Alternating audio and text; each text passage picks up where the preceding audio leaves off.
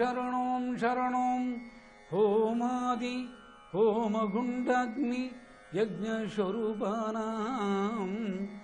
ओमगुण्डे अग्नियज्ञे मणिमन्त्ररूपाणाम् शास्तां शरणों शरणों शबरिशास्तां शरणों नमो नमः 24 நம்பர் உள்ள ஸ்லோகம். இந்த 24வது சரணோமுக்கு குஹா பக்தி. இந்த குஹா அப்படின்னா என்ன? ஹா கு ஞான அக்னியை உண்டாக்குதல்.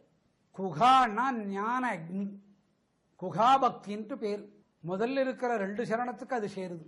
பங்குனி மாதம் உத்ரா பால்குனி கன்னியாராசில ஐயப்பன் பிறந்தார். சனிக்கிழமை திரவாரம் ஷரமய பக்தி கோணத்தில் ஐயப்பன் உட்கார்ந்து இருக்கிறார். அவர் உட்கார்ந்து இருக்கிற பாவத்திலிருந்து அவரை எழுப்ப முடியாது. கலியில வரக்கூடிய அனைத்திலும் ஆபத்திலிருந்து காப்பாற்றுறவர். கூ அப்படின்னா ஞானத்தோட உருவம். ஹான்னா அவரோட எழுத்துகளாலே ஹோமத்தை பண்றது. குஹா அப்படின்னா ஞானம் மெய்ஞானம், அஞ்ஞானம் ஞானம், நல்லது கெட்டது, இரவு பகல். குகான்னா இன்னொன்னு அங்காரகன் பேரு. அங்காரகன்னா செவ்வாய்ன்னு பேரு. செவ்வாய்க்கு அதிதேவதை முருகன்ன்றது பேரு. இந்த குகா அப்படின்னா இந்த இடத்துல முன்ன வந்த சரமய பக்தியின் வழியா அந்த மந்திரங்கள்லாம் உத்தரம் அப்படின்னு சொல்லக்கூடிய ஒரு பிறந்த நட்சத்திரம். அந்த நட்சத்திரத்துக்கு சூரியன். அந்த சூரிய காயத்ரி ஹோமமாகி அக்னி ரூபம். அந்த அக்னி ரூபத்தை அப்படியே மனுஷன் மேலே சாத்த முடியாது. மனுஷன் தாங்க மாட்டான்.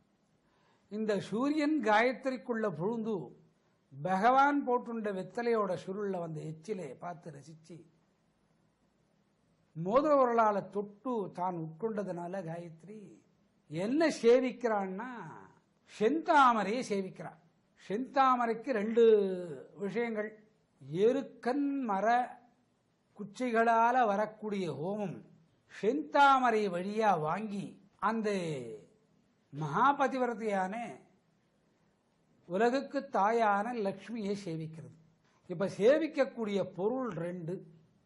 ஒன்னு செந்தாமரை. அது சூரியனுக்கு பிரீதியானது தாமரை.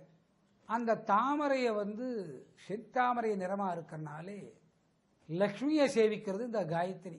அந்த செந்தாமரைக்குள்ள பிரம்மம் உட்கார்ந்து இருக்கிறனாலே குகா ஹோமம் அப்படிங்கிற ஹோமகுண்ட அக்னி ரூபத்தில் இருக்கக்கூடிய ஐயப்பனோட சேர்றது. இந்த சரணகோஷம் சொல்ல போற போது அந்த ஹோமகுண்ட ரூபமாவே குகா என்ற ரூபம் இருக்கக்கூடிய குகான்ற ரூபத்தில் இருக்கக்கூடிய சரணம் சரணம் இந்த 2 சரணம் அந்த குண்டமா மாறி அக்னியை சூரிய தேவனிடத்திலிருந்து வாங்கிக்கிறது. அதுக்கு எருக்கன்ங்கிற மரத்து வழியா அந்த வேர்கள் வழியா அந்த சூரிய கிரணங்கள் குகான்ற ஹோம பக்தியிலே, குகபக்தின்னா ஹோமங்களுக்கு பிரித்தியானவர்னு பேரு. அதனால்தான் அங்க தேங்காயை போட்டு ஹோமம் வளர்த்துட்டே இருப்பான்.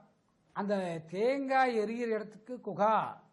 அந்த குகா பக்தின்றது ஓம் சரணோம் சரணோம் சொன்ன உடனே எருக்கம் செந்தாமரை புஷ்பத்தை வச்சுண்டு மாணிக்க மேடையில் மாணிக்கத்தால் செய்யப்பட்ட அகப்பை மரத்தினால இருக்கும்.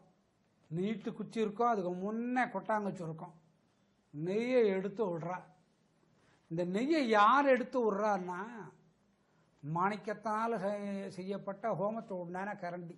சரணோம் சரணோம் சொல்லி பிரம்மா விடுறார். அப்பதான் அது ஹோமாதி ஹோமகுண்டா அப்படின்னு ஆகும். இது எதுல சேருதுன்னா குக பக்தி. எருக்கும் சமத்தினாலையும் பிரீத்தியான லட்சுமிக்கு பிடித்த செந்தாமரையாலும் செந்தாமரை பிரம்மத்தோட பிட்டத்து பகுதியை குளர வச்சுட்டு இருக்கிறான். ஏன் அந்த பிட்டத்தை குளர வச்சுட்டு இருக்கான்னு கேட்டா மகாவிஷ்ணு நாபியிலிருந்து அக்னி ரூபமாகத்தான் இந்த தொப்புள் கொடி வந்தது. அதனால் அவருக்கு என்ன கொடுத்துருக்காருன்னா செந்தாமரை.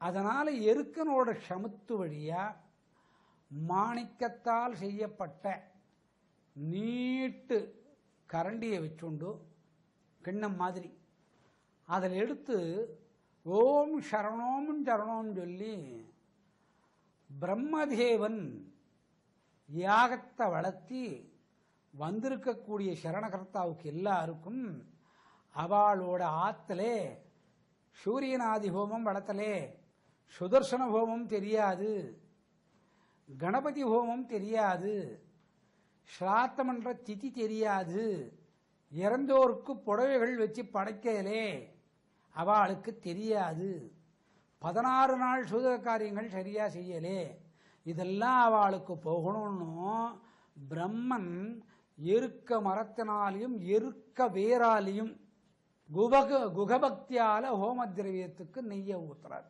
அதுக்கு ஹோமகுண்டமா ஆகிறது இந்த சரணம். அடுத்த சரணம் அது அக்னி ஆகிறது. அக்னியானா அது எந்த தெய்வத்திற்காக செய்யப்பட்டது, யாரோட பிரீத்தி தெய்வம் இது? உத்தரா நட்சத்திரத்துக்கு சூரியன் அதிபதியான மணிகண்டனுக்கு பிரீத்தி. அது என்ன ஸ்வரூபத்தில் இருக்கிறான்னா யக்ஞஸ்வரூபம். இப்படியெல்லாம் வளர்த்தனா அந்த குண்டத்துக்குள்ளே இருந்து யார் வர்றாருன்னா யக்ஞஸ்வரூபமா குகபக்திக்கு தாரணை மந்தரமான சரணோம் சரணோம் சொல்லுக்கு அந்த கர்த்தாவான ஐயப்பன் வெளிப்படுறார். ஐயப்பன் எந்த ரூபத்தில் வர்றாருன்னா நெருப்பான யஜ்ஞம். ஏன் இந்த மாதிரி அவர் குகபக்தியில் இருக்கார்? பைத்தியம் பிடிச்ச குழந்தைங்களை சரியாக்கிறதுக்கு. இந்த பைத்தியம் ஏன் பிடிச்சோது? பெரியோர்கள் பண்ண பாவம், பிள்ளைகளை சாருமுன்னு சொல்வார். அந்த பாவத்தினால இது வந்தது. இது எதனால வந்தது? ஆத்தல பண்ணக்கூடிய ஸ்ராவண பக்தின்றதெல்லாம் சரியா பண்ணல. பக்தி பண்ணாப்பானா இந்த மாதிரி வருமா? இந்த மாதிரி அப்பப்ப பண்ணக்கூடிய ஸ்ராவணத்துக்குண்டான பூஜை வழிகள் பண்ணாத போனா பிதர்கள் வழியா அந்த குடும்பத்தில் பைத்தியம்ங்கிற ஒரு வியாதி வந்து சேரும். குகாபக்தின்றது 24வது சரணோம் சரணோம் சொன்னா அந்த நோய் விலகுது. மேலிருந்து வந்த மந்திரத்தை மேலே இருக்கிறவங்களே கீழே வந்து சொல்றது, பிரம்மம் கீழே வந்து சொல்றது. இந்த மந்திர உச்சாடனங்கள்லாம் ஓமகுண்டத்துக்கு அக்னியா அந்த திரவியங்கள் சேர்றதா? என்ன சமுத்து சேர்த்தாலும் ஷவுக்கு கட்டு அதில் இருக்கணும். ஷவுக்கில் என்னென்ன இருக்குதுன்னா எண்ணெயோட வஸ்து, ஈரம் விலக்கிய தன்மை, காய்ந்த தன்மை, நெருப்பு தன்னால் உள்ளே இருக்கிறனால்தான் அடுப்பு பற்ற வைக்கிறாரெல்லாம் ஷவுக்கு கட்ட கேட்பா. அக்னி ரூபமாக இருக்கிறது சவுக்கு. இந்த எருக்குமெல்லாம் புஷ் புஷ்னு போயிடும். ஏன் போடுதுன்னா காயத்ரியை கேட்டு உத்தராபால்குனியான நட்சத்திரத்தில் உத்தரத்துக்கு உண்டான சூரியனை வச்சுண்டு சட்டுன்னு பிரம்மா கொடுக்குற அந்த மந்திரங்களாலே மறுபடியும் மேலே போகிறது. குகபக்தின்னு பேர்.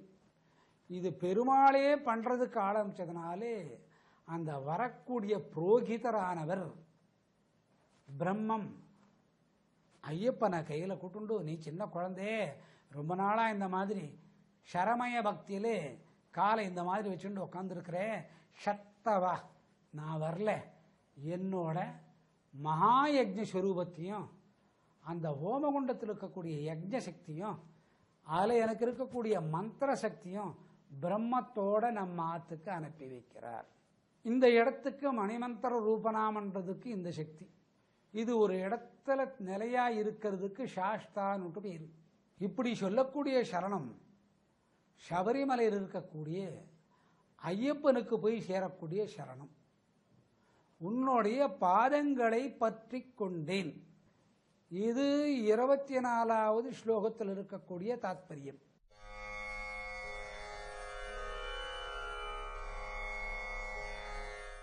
இந்த குகபக்தியை உபயோகப்படுத்தி அசுரர்கள் பாம்பை பிடிச்சி மத்துல சுத்தி கடையிற மாதிரி வந்ததுக்கு அந்த அசுரர்கள் பண்ண குகபக்தி அவளுக்கு கூட ஆனந்தத்தை அளிக்கிறான் இந்த ஐயப்பன். அந்த அசுரர்கள் பண்ணது குகபக்தி. சூரிய தேவதை காயத்ரியின் வழியா அவங்களுக்கு கூட அமிர்தம் ஒன்று வரும் பார்க்கடலை கடைஞ்சா.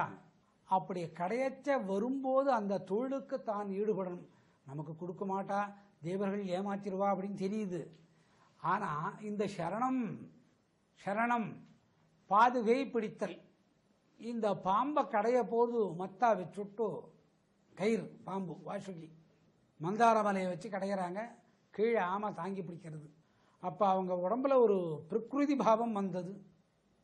அந்த பக்திக்கு குகபக்தின்னு பேர். இப்போ பாருங்க, குகபக்தின்னு ஒன்று வர்றதுக்கு, அதுக்கு சரணம் ஒன்று சொல்லு வர்றதுக்கு, அதுக்கு தகுந்த மாதிரி ஒரு ஐயப்பன் பிறக்கிறதுக்கு, அவர் நீரில் இருக்கிறதுக்கு, கோடாரி ஒன்று வர்றதுக்கு, பரசுராமர் அதை வெளியெடுக்கிறதுக்கு, அவர் ஒரு சரமய பக்தியிலே 18 மலைகள் நம்ம கண்ணுக்கு தெரியாது, 18 மடிகள் மட்டும்தான் தெரியும்.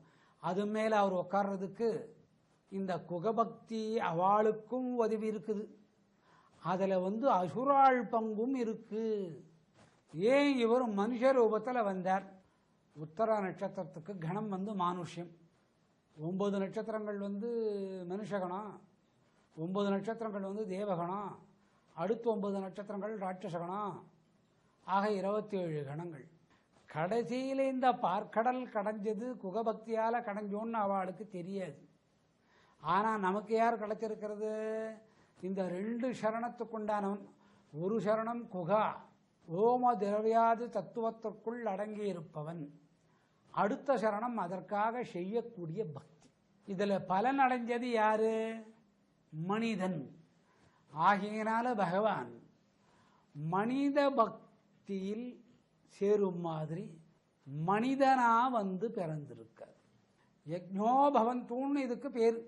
இந்த யஜ்ஞத்தை யார் பண்ணா வாங்கிக்கிறாரு? மனுஷன் பண்ணா வாங்கிக்கிறார். ஏன்? அவர் மனுஷ ரூபேனா.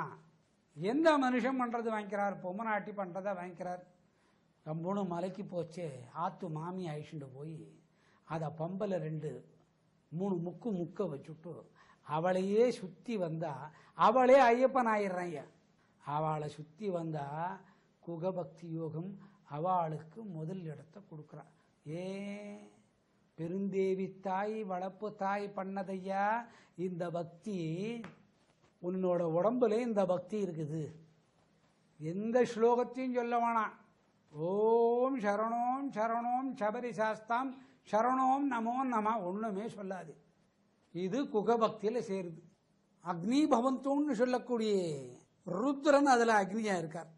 ருத்ரன் அப்படிங்கிற சிவன் அக்னியா இருக்கச்சே, அந்த மந்திரங்களுக்குண்டான ஸ்வரூபமாகவும் அதனோட எண்ணிக்கை தத்துவமும் அதனோட ஜுவால தத்துவமும் ஜுவாலினிங்கிற பெண் தத்துவமும் மணிமந்திர ரூபமா அந்த ஹோம குண்டத்துக்குள்ள யஜ்ஞத்துக்குள்ள சிவனோட யஜ்ஞமாகி அதுக்குள்ள ஐயப்பன் இருக்கார். வாதம், அது ஒரு வகையான வாதம். இந்த விரல்கள் இருக்கும், இன்னும் மோதிர விரல், ஆள்காட்டி விரலுக்கு பக்கத்து விரல், நரம்புகள் ஜாயிண்ட் ஆயிடும். அது விரலை மடக்க முடியாது, கையை மடக்க முடியாது. இந்த நோய்க்கு மருந்து கிடையாது. ஆயுர்வேதா, சித்தா, அலோபதி ஒரு மருந்தும் வேலை செய்யாது. இது நோய் வர்றதுக்கு காரணம் என்னன்னா, ருத்ர யாகத்துக்கு போகக்கூடிய அவிர்வாகத்தை தடுத்துவா. ஒரு சிவாலயத்தில் ஒரு யாகம் நடந்துட்டு இருக்கு. ஷங்கால யாகத்துக்கு அப்புறம் அபிஷேகம் இருக்கு. 108 சங்குகளை வச்சு பண்றா. அதுக்கு போகக்கூடிய அவிர்த்த பாகம் மித்ரு, நண்பன். மித்ரு யஜ்ஞத்தினால சிவனுக்கு போய் சேரணும். அதை கொடுக்காதனால சத்ரு யஜ்ஞம் ஆயிடுது. இந்த சத்ரு ஒரு யஜ்ஞம் ஆயிட்டா, இந்த பாருங்கோ, இந்த விரல் இந்த விரல், இந்த விரல் இந்த விரல் அப்படின்னு நிற்கும். இந்த பாருங்க இப்படி நிற்கும். இது பெரிய வியாதி இல்லை, குஷ்டம் கிடையாது. இந்த முனைகள்லாம் இப்படி மடக்கிக்கும். இது பாருங்க, இந்த முனையை அப்படி மடக்கிக்கும், இந்த முனையை அப்படி மடக்கிக்கும். எந்த பொருளையும் அவளால் பிடிக்க முடியாது. அந்த சிவனோட யஜ்ஞத்துக்கு மித்ரு அவிர்வாகமான பொருட்களை கொடுக்கறதுக்கு தடை பண்ணவாளுக்கு இந்த வியாதிகள் வரும். இந்த முடக்குவாதம் நாளடைவில் கை கால் தலையை தன்னால் ஆட்ட வைக்கும். இதுக்கு மருத்துவ விஞ்ஞானத்தில் எதுவுமே கிடையாது. இந்த குகபக்தின்னு சொல்லக்கூடிய 24வது சரணமான ஓம் சரணோம் சரணோம்னு சொன்னால் இந்த ஹோமாதி ஹோமகுண்ட அக்னி யஜ்ஞ ஸ்வரூபனாம் ஓம குண்ட அக்னி யஜ்ஞ மணிமந்திர ரூபனா சாஷ்டாம் சரணோம் சரணோம் சபரிசாஸ்தாம் சரணோம் நமோ நம.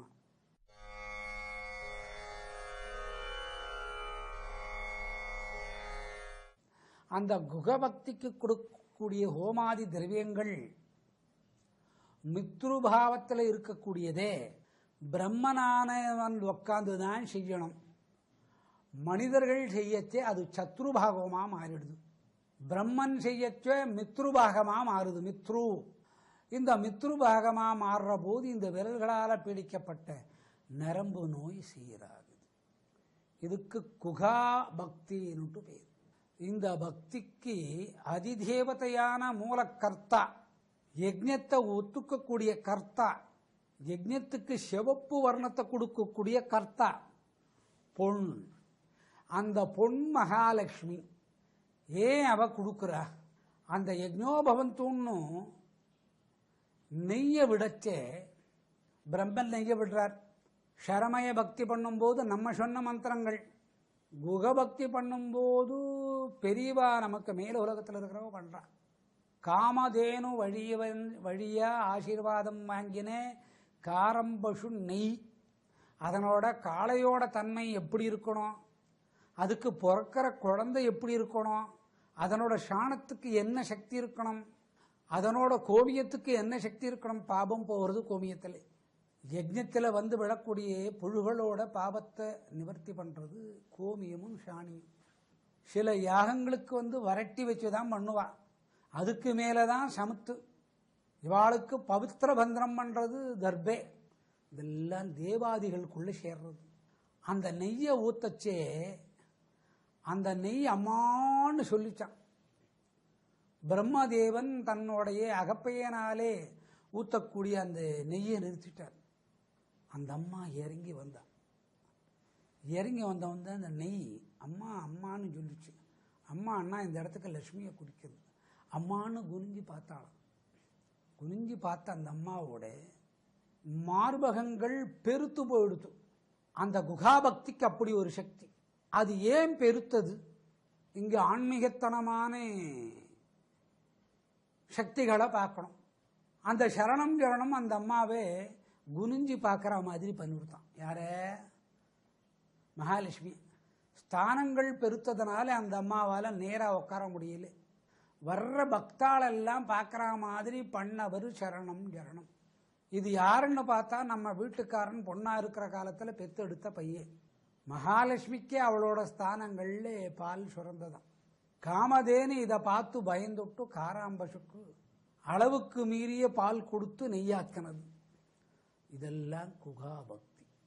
ஹோமத்துக்குள்ள அன்றதுன்னு பேர். உள் இறங்குதலுக்கு அண்டுதல்னு பேர். பைத்தியமான குழந்தைகள் பிறக்கிறது நின்று போகும். சிவத்தோட யஜ்ஞமான அக்னி ரூபத்திலே வியாதிகள் நீங்கி குழந்தை பிறக்கும். 6 ஆதாரங்கள் 16 திரேகநிலைகள் சரியாகும். உயிருக்கு பயம் இருக்காது. சாந்தி முனிவன் பையன் இறந்த போது அங்கெல்லாம் போய் சண்டை போட்டு தான் வாங்கிட்டு வந்தாராம் கிருஷ்ணன் அவரோட பையனோட உருவத்தை, உயிரை, உடலோட. அவராவது சண்டை போட்டார், நம்ம ஒன்றுமே பண்ண வேண்டாம். குகாபக்தின்றது 24வது ஸ்லோகத்தில் வரக்கூடிய சரணத்தை சொல்லிட்டோமானா ஷாரா நதியை கடக்கும் தன்மை வரக்கூடிய ஹோமாதி ஹோமகுண்டத்துக்குண்டான மகாசக்தியே தன்னோட மார்பகத்துக்கு கூடிய சக்திகளால் அன்னை லக்ஷ்மி வழங்குகிறாள். உலகத்துக்கே நீ மாதாவா இருக்கணும்னு சொல்லி கொடுக்கறது குவாபக்தியில் வரக்கூடிய ஓமத்தினால் ஆட்கொள்ளப்படக்கூடிய இந்த ஓம் சரணோம் சரணோம் சொல்லக்கூடிய ஐயப்ப மூர்த்தியால் வெளி உலகுக்கு கிடைக்கிறது.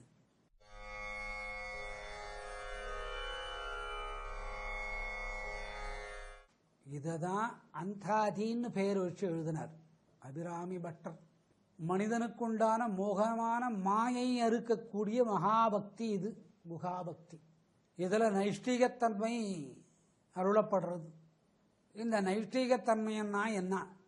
இந்த குகாபக்திக்கு அப்படி ஒரு சக்தி. பஞ்சபூதங்களில் விசாரமான காமம் வெளியே ஓடும், அது ஒரு பக்கம் கொழுந்து விட்டு எரிஞ்சுட்டே இருக்கும். இந்த குகாபக்தி பண்ணச்சே அது அணையிறது. அதுக்கு மூலக்கர்த்தாவா ஐயப்பன் இருக்கிறார். அதிலிருந்து பிரித்து எடுக்கிறது தான் நைஷ்டேகம்னு பேர். இந்த உடல் தாங்கி வந்த ஒவ்வொரு அவயமும் மாயைக்குண்டான அழுக்கான தன்மைகள் நுகர்றதுக்கு ஆசைப்படும், தப்பில்லை. அழுக்க விட்டாதானே வெளியில் போகும்.